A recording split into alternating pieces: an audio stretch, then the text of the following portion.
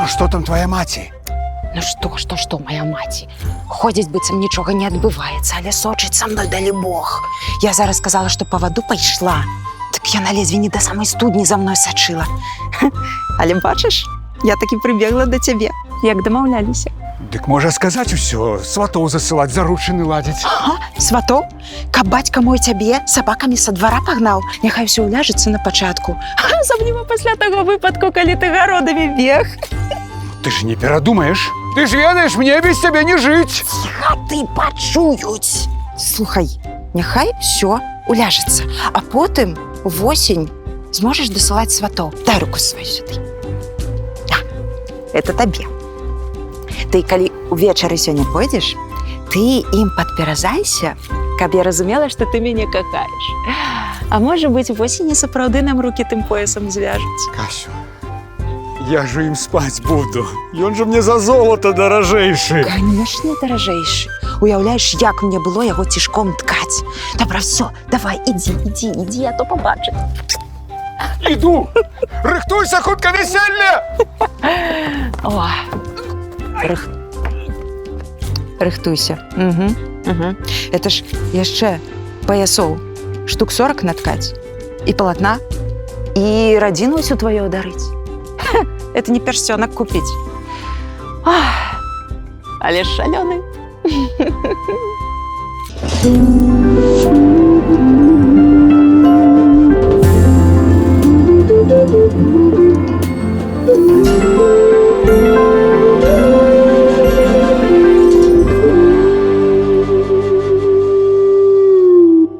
Як выглядалі нашыя продкі?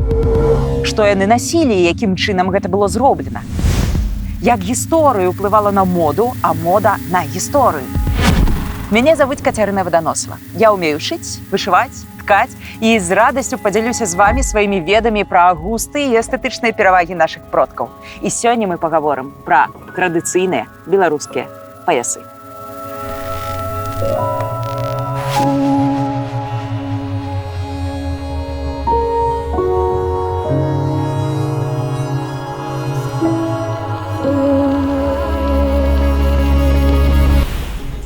Напэўна, самая таямнічая, самая містычная, самая магічная частка беларускага традыцыйнага строю – гэта пояс.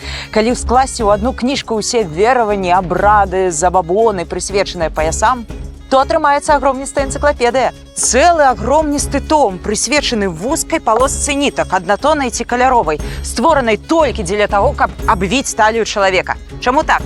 Давайце разбірацца. Пачнем з таго, што стварэнне пояса – гэта мастацкая дзея. Любы пояс – гэта мастацкі твор.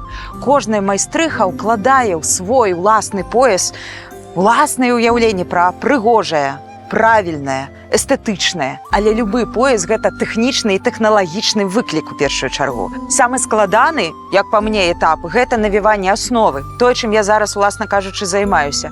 Тут адзін няверны рух, одна неверно палічаная нітачка, адзін неправільна падабраны колер, і ўся праца пойдзе дымам. Трэба быць вельмі уважлівымі, і гэта накладае на цябе асаблівую адказнасць.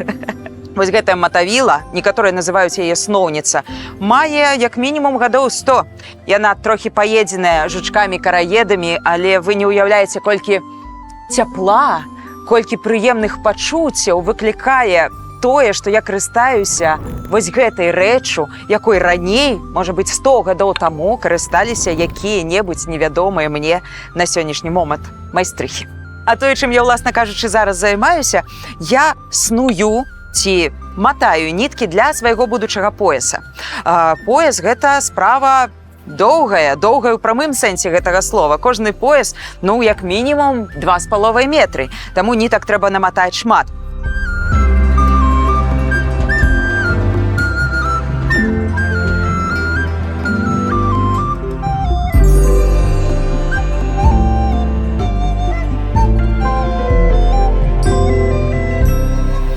Мы да гэтага часу не разабраліся, чаму нашыя продкі надавалі столькі хваравітай увагі паясам.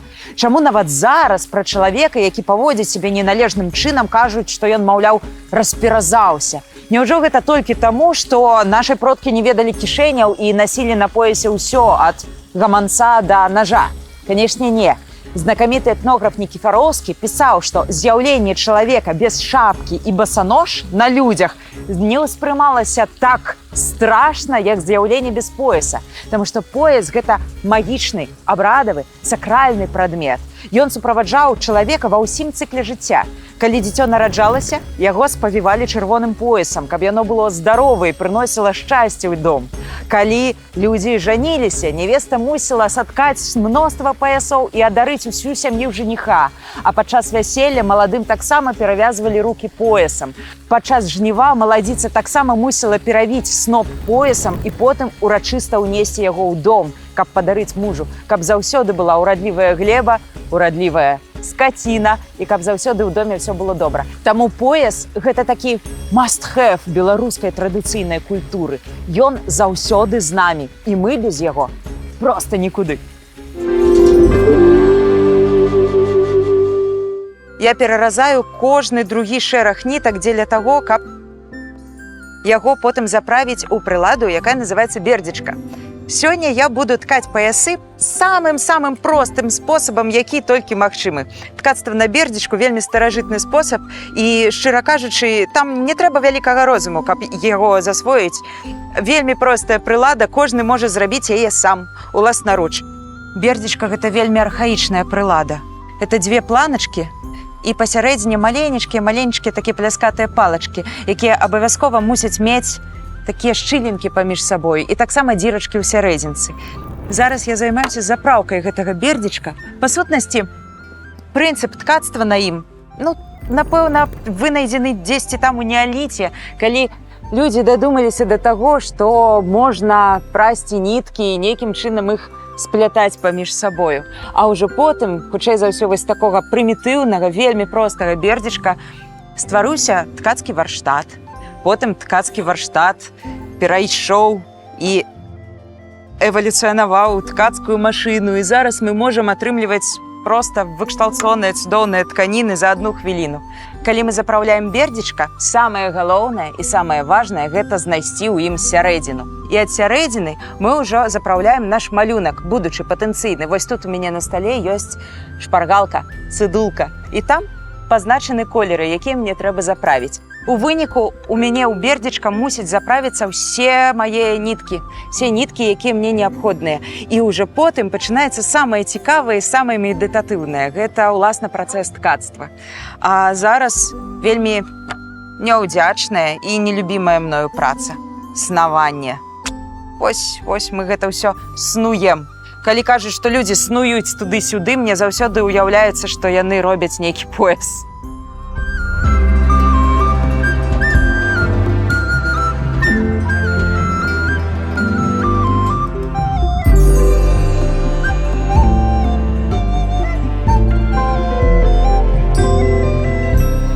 У мяне радасць.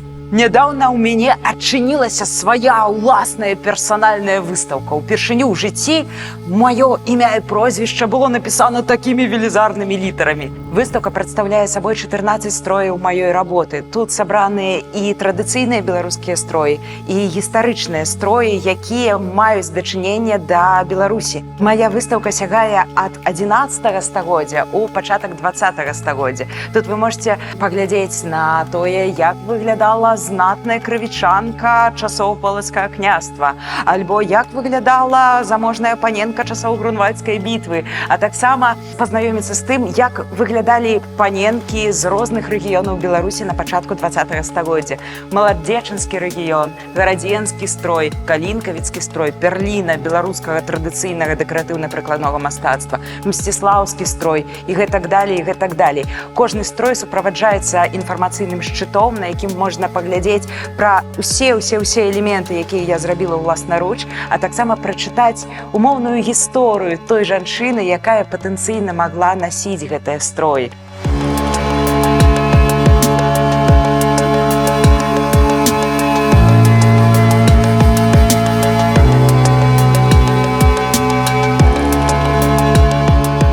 Гэта тое, пра што я заўсёды марыла. Сядзець на падлозе ў выставачнай зале і глядзець на строі ўласнай работы. Калі хочаце, вы можете таксама спрычыніцца, прыйсці на выстаўку і паглядзець, на што я марнавала свой час цягам апошніх некалькіх гадоў. Мне падаецца, што гэта можа быць цікава.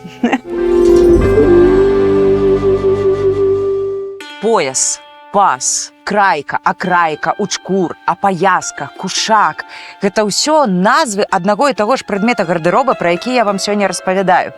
І часам у мяне ўзнікае пытанне: няўжо нашыя продкі спецыяльна прыдумалі столькі найменяў, каб потым няшчасныя студэнты універсітэта культуры завучвалі іх усе на памяць? Але не, я не думаю, што нашыя продкі былі такія злыя. Проста культура Беларусі надзвычай багатая і разнастайная, як у матэрыяльным, так і ў лінгвістычным плане. Ткацтва – гэта вельмі доўгі і медытатыўны працэс. Асабліва ў тых выпадках, калі не трэба выбіраць узор, калі не трэба сачыць за арнаментам. Чаўнык туды, чаўнык сюды, і ўрэшце атрымліваецца пояс. Нездарма менавіта ў такія моманты падчас ткацтва паясоў нашыя бабулі, прабабулі спявалі песні, расказвалі гісторыі, вучылі сваіх дзетак чаму-небудзь. Я зараз таксама паспрабую пабыць такой вясковай дасведчанай кабетай і раскажу вам трошкі пра паясы. Навукоўцы пішуць пра тое, што мужчыны маглі насіць на сабе да 3 паясоў адначасова. Адным поясам падпярэзвалі нагавіцы, ён быў самы просты, бо яго не было відаць з-пад кашулі. Другі пояс быў акурат на кашулі зверху, а трэцім поясам падпярэзвалі світку, верхняе адзенне. Тое, што я зараз раблю, гэта самы-самы просты спосаб ткацтва, які, напэўна, толькі ёсць на свеце.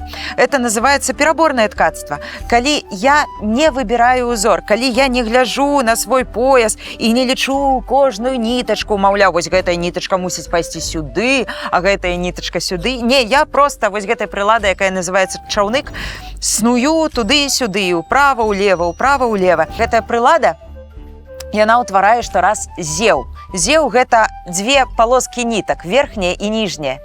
І з дапамогай гэтай прылады зеў можна мяняць. Вось глядзіце, зараз у мяне гэта палова нітак зверху.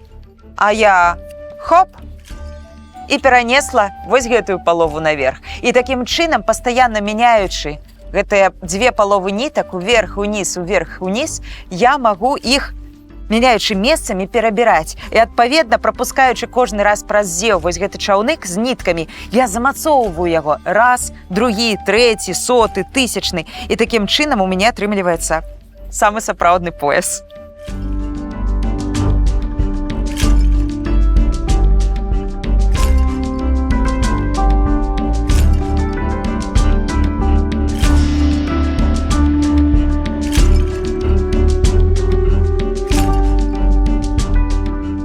Ну вось, паўгадзіны працы і 10 сантыметраў, ну не буду сабе ліслівіць, 25 пояса у мяне ўжо гатова.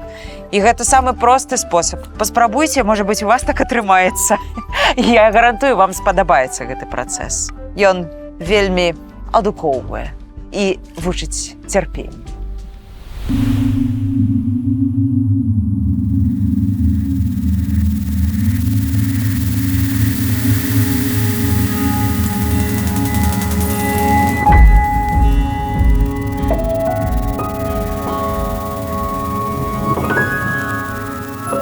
Пояс – гэта і звязка, і дарога, і шлях, і нават пупавіна, якая яднае ўзвышанае і зямное, маці і дзіця. Яны могуць быць стракатыя, аднатонныя, вязаныя, плеценыя, тканыя, на бердзічку, на дошчачках, на ніту, на назе, на раме, на бутэльцы, проста пальцамі. І ведаеце, мне падаецца, што цярпенню і навыкам нашых продкаў варта толькі павучыцца. І калі мы навучымся гэтаму, мы прыдбаем сабе іх моц, цярпенне, памяць і сілу. А вы ж ведаеце, што пояс штука магічная, так проста яе не разорвеш.